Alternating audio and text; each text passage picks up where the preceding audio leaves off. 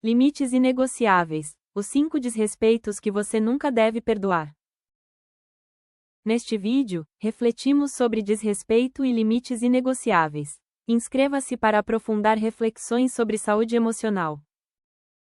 Hoje nós vamos fazer uma análise aprofundada de um fenômeno que é, ao mesmo tempo, muito comum e profundamente destrutivo. Falo da tolerância a certos tipos de desrespeito. Nosso objetivo aqui é examinar como essa permissividade contínua, que muitas vezes é até confundida com paciência, pode, na verdade, corroer a estrutura psíquica de uma pessoa, levando a uma perda gradual de si mesmo. E essa frase resume a nossa tese central.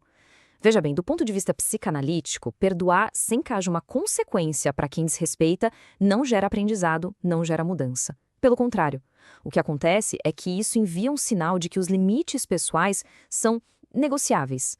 E, neuroemocionalmente, isso acaba reforçando o comportamento nocivo em vez de inibi-lo.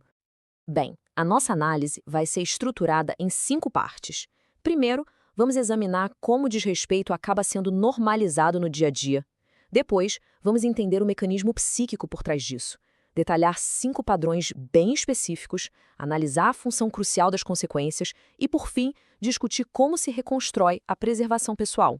Sabe aquelas frases que a gente ouve sempre, coisas como "Ah, mas família é família", ou "todo relacionamento dá trabalho"? Pois é, elas funcionam como mecanismos de defesa social muito potentes. Na prática, elas criam uma espécie de permissão cultural para que comportamentos inaceitáveis sejam tolerados. Acabam reclassificando o que é uma destruição de relacionamento como se fosse só um desafio a ser superado. Mas, na verdade, são padrões que precisam ser interrompidos. E para a gente poder ilustrar esse processo, vamos analisar o caso clínico de Marina. Ela é um arquétipo, um exemplo de uma pessoa que, por anos, internalizou a crença de que ser compreensiva e flexível era um sinal de maturidade. Então, o que ela fazia? Ela justificava e racionalizava o desrespeito que vinha da família e até do parceiro. O processo da Marina seguiu uma regressão psicológica muito clara. Primeiro, ela justificava o comportamento dos outros. Depois, ela racionalizava, ou seja, buscava lógicas para o que era inaceitável. E, por fim, ela recuava, desistia de si mesma. Cada um desses passos resultou numa erosão sistemática da sua autoestima e da sua paz mental. Ela não estava consertando os outros, ela estava se apagando.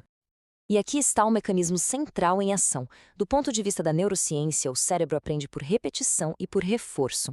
Então, quando se perdoa um comportamento transgressor sem que haja uma consequência clara, isso não gera aprendizado, apenas ensina ao cérebro do outro que aquela barreira pessoal pode sim ser ultrapassada sem custo algum. Certo? Agora, vamos dissecar 5 padrões de comportamento de desrespeito que são particularmente corrosivos para a nossa psique, e que, uma vez que a gente entende, eles nunca mais deveriam ser tolerados. O primeiro padrão é a violação deliberada de limites que foram comunicados de forma explícita, de forma bem clara. No caso da Marina, por exemplo, ela pediu à irmã que não entrasse em seu quarto sem permissão. A irmã fez de novo e, quando foi confrontada, respondeu: "Ah, você exagera, só um quarto." Essa resposta minimiza o pedido e revela o ponto central. A questão não é o quarto, é a desconsideração pelo limite que foi imposto. A mensagem implícita aqui é que o sentimento da Marina não tem importância. Vamos ao segundo padrão, a humilhação, que muitas vezes vem disfarçada, mascarada, como um ato de humor. O ex-parceiro da Marina usava muito essa tática. Ele fazia comentários depreciativos sobre ela em público e depois descartava a reação dela com frases do tipo: "Relaxa, é só brincadeira." Psicologicamente, isso serve para diminuir o status social da pessoa e para testar até onde ela aceita ser desrespeitada na frente de outras pessoas. É uma forma de estabelecer uma dinâmica de poder. O terceiro padrão é mais sutil, mas profundamente destrutivo. É a invalidação constante dos sentimentos. O pai da Marina fazia isso ao classificar a dor dela como drama. Esse mecanismo, que a gente conhece como gaslighting emocional, condiciona a pessoa a desconfiar das próprias respostas emocionais.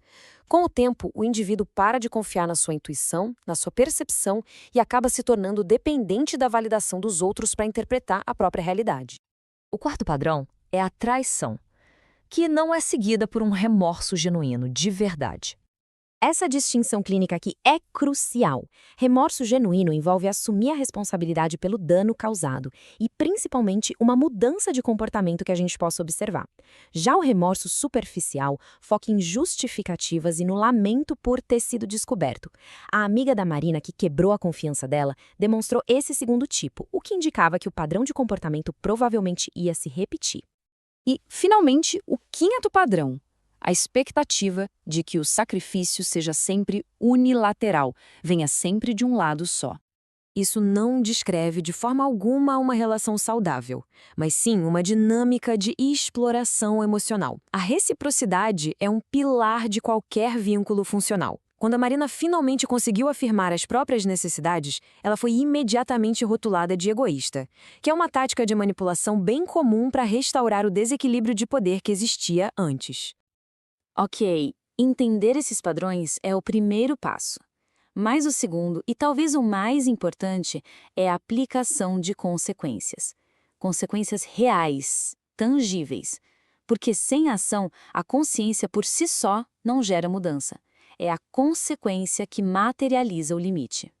Vamos olhar de novo para a ação da Marina com a irmã. A comunicação verbal foi ignorada.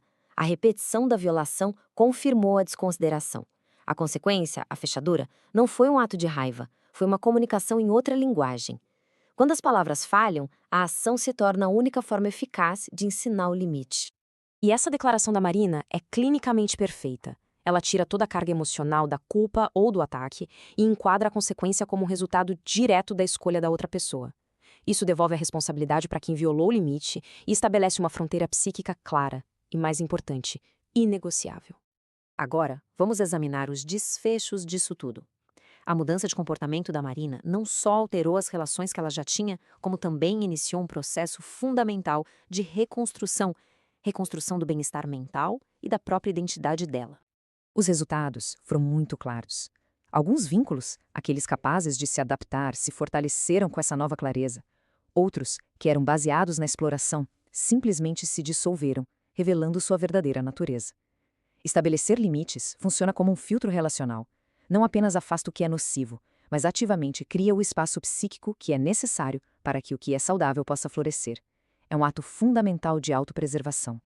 E essa é a conclusão clínica. A origem do desrespeito, não importa se vem de um familiar, um parceiro, um amigo de longa data, não altera sua natureza corrosiva. A lealdade a si e à própria saúde mental deve sempre preceder a lealdade a vínculos que são estruturalmente destrutivos. Então, fica aqui uma reflexão final, não como uma prescrição, mas como um ponto de análise. Identificar a presença desses padrões nas nossas dinâmicas relacionais não é um exercício para encontrar culpados, é, na verdade, um passo clínico necessário para a retomada da própria integridade psíquica. Gostou do conteúdo? Curta, comente e compartilhe para que mais mulheres aprendam a estabelecer limites saudáveis e proteger sua autoestima.